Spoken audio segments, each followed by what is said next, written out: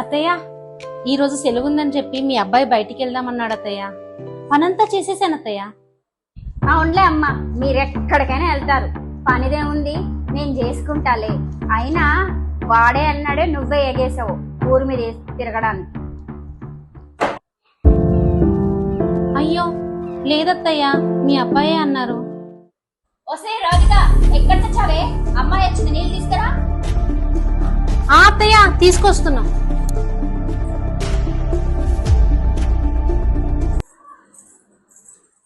శృతి, బాగున్నావారా? ఇంట్లో అందరు ఎలా ఉన్నారు? తీసుకొని వెళ్ళు. మేం బానే ఉన్నాం గాని నువ్వు మా అమ్మని చూసుకుంటే అదే చాలు.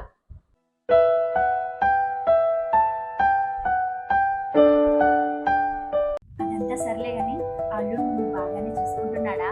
మా ఇంట్లో నేను చెప్పిందే నడుస్తుంది, లేదంటేనా?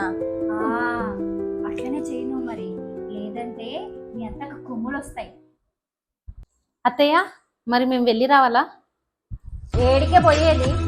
నా కూతురు వచ్చింది కనిపిస్తలేదా? పో, పోయి ఆ వంట పని ఏదో చూడుకో.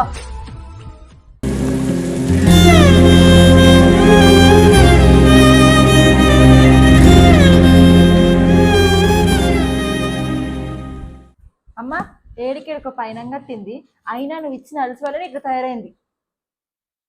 దాని గురించి నువ్వు వదిలేయి. నువ్వు మాత్రం ఇంట్లో ఏదో ఒకటి చెప్పి అలా బయట సరదాగా తిరుగుతూ ఉండు.